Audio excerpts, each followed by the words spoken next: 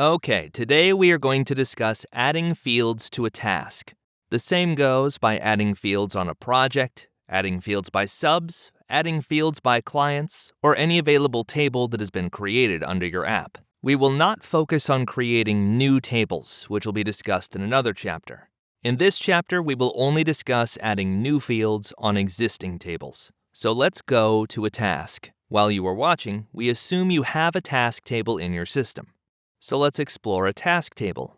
It consists of a dropdown, lookups, dates, text field, text area, files, and so on.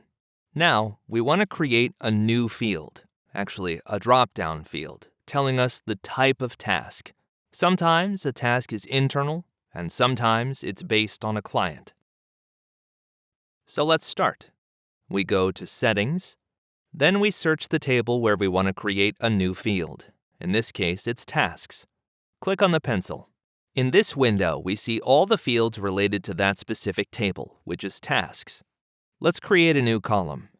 Add new column. Column name is going to be Task Type. And this is the unchangeable internal field. And the type is the dropdown. Let's add attributes to the dropdown. What type of task we can have. Internal or client. These two types of tasks. And we have an option to set the default.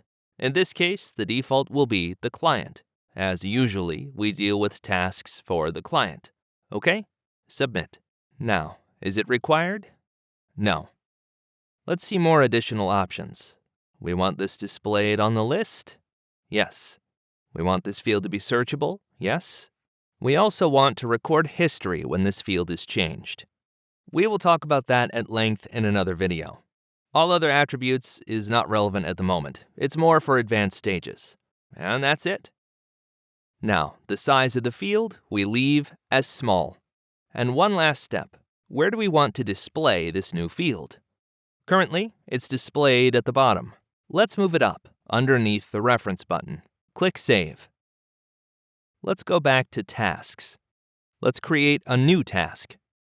And here we can see nicely displayed our newly created field Task Type, which we can choose either internal or client. Now, let's go to an existing task and update it. Let's choose Client since it's a client task, and we save it. Now, as you remember, in the config, we set up the field to be searchable. So here, we can go to the filter, we scroll down, and we can filter the task type by either client or internal. Let's filter by client. And here you go. You get only tasks where task type is client. That's it for creating standard fields, managing, and filtering. In the next video, we will discuss advanced features within fields.